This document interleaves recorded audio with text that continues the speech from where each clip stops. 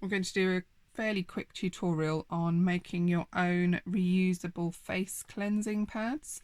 So if you're normally a user of face cleansing wipes, or you'd use cotton wool pads with a cleansing fluid or liquid, these are quite a handy way to use up some scraps of fabric. In my case, I'm using some plain toweling fabric. This was a leftover piece from another task where I bought a brand new towel, but even better would be if you've got an old towel which otherwise you might get rid of, you could cut it up and use sections of it to make some of these pads. And this fabric that I've used on top of it or with it is some brushed cotton. These were a pair of pyjamas which are completely falling apart, and a lot of the fabric, although it's a bit bobbly, is still perfectly usable, and it's so soft. So I've cut like a section off the bottom of the trouser leg, and I've just cut some squares from it. I've cut my squares to 4 inches in size, so that my end, this one's slightly smaller, so it's about 4 inches by 4 inches roughly, but it means that my end pad is around about 3.5 inches square. So you could use similar materials.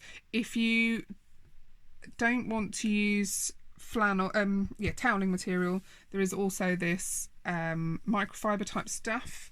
If you've got anything, obviously not old cleaning cloths, but certainly anything like a towel, often they're sold as like sports type towels because they're quite good at drying. I've got brushed cotton for this layer, but you could use ordinary cotton jersey if you've got an old t-shirt that you're not going to use anymore, or you could use plain just ordinary cotton, so something like a sheet or a duvet cover or a pillowcase, something like that. Anything that you might not need anymore but doesn't really have a use at the charity shop. If you don't have any sort of toweling material, then in order to get a similar sort of thickness and create the same sort of absorbency, you could just use more layers of a thinner fabric. So instead of doing 2 layers, you could do 3 or 4 layers of something else and just sandwich them together in a similar way. So once you've got your fabric cut to make your 2 or however many squares of the same size, ideally the easiest way to do this is using a sewing machine if you have one. If you don't have a sewing machine, you can sew it by hand. You just need to make sure your stitching is reasonably tight so that it doesn't come undone. And what you want to do is stitch around 3 of the sides fully, and 1 side you're going to sew almost the entire length but leave a gap, and ideally I'd suggest you leave your gap in the center of one side, so probably in the middle. So if you start stitching here and you go round and stop around here. Now if you're going to do this method, you need to put your 2 fabrics face to face, so turn the right side of your fabric face inside or face down. And once you've sewn all the way round, leaving your gap, you need to trim off the excess. Now I've got a pair of pinking shears which gives you the zigzag line, which will help to stop or reduce some of the fraying, and you want to cut across the corners. So you need to be careful not to go too close to your stitching, but you want to get as close as you can so that you minimise the bulk when we turn it the right way round. You don't have too much fabric gathering in these corners, and you don't want to have too much excess around this edge. So cut all 4 corners, cut 3 fully stitched sides back, so you've got just a few millimeters, no more than a centimetre, absolutely tops, but probably about half a centimetre of fabric still all the way around. And I would say, unless you've got a lot of fabric on this side, don't cut too much away for the moment on the side where your opening is. and then you want to turn your fabric, it's almost like a little bag, you want to turn it back the right way. So pull all the fabric through that hole to turn it the right way around. And then you want something like a pencil or a skewer. Be careful if it's quite sharp, but you want something with a fairly pointed end, and see if you can push the corners out as much as possible. Now if you've trimmed your corners back before you started turning, they'll be a bit rounded, but they should go fairly square.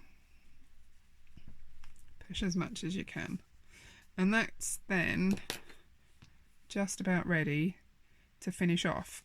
Now if you haven't trimmed back these edges here too much, then you don't really need to do anything to sew that up by itself. What we're going to do is we're going to top stitch around here. So if you look at this one, which is one I've finished, I've already turned it round, and then you stitch a few millimeters from the edge all the way around, and that will just then finish it off and stop. If you don't do that, and that's fine, it's not the end of the world, but when you wash them or use them, you might find that they wrinkle a little bit.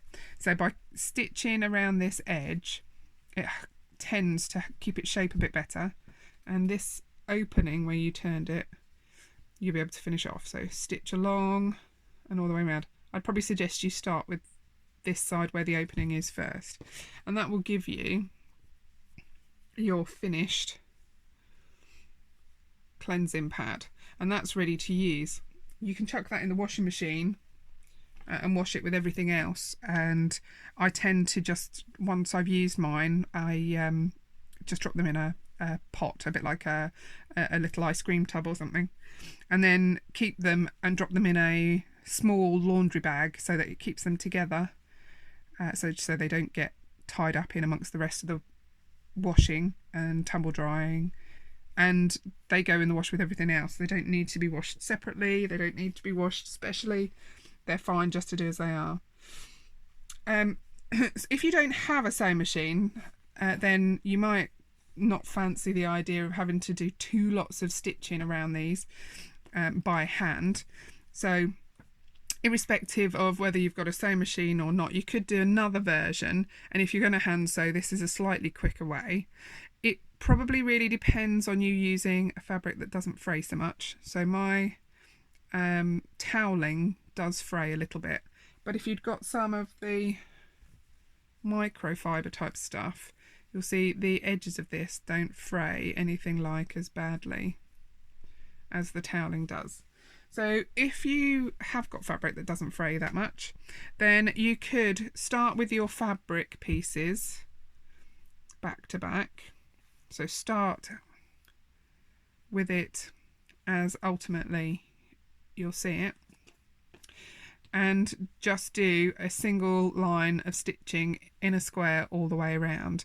Leave about 1 centimetre between the edge of the fabric and your stitching, and then if you've got something like pinking shears, you could literally snip along each edge, and then you'll have this pinked effect, and you don't need to do any more than that. If your fabric is quite likely to fray, that's probably not the best way of making them. You could finish them off with a blanket stitch, but you're probably better off, if you've got a fabric that frays, to do the stitching with the two pieces face to face, and then turn it around, turn it inside out, and over stitch at the on the outside.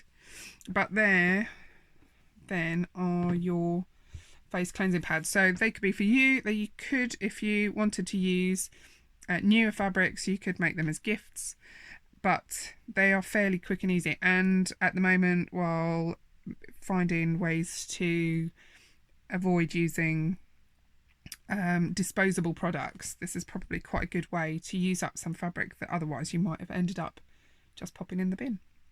Let me see what you make.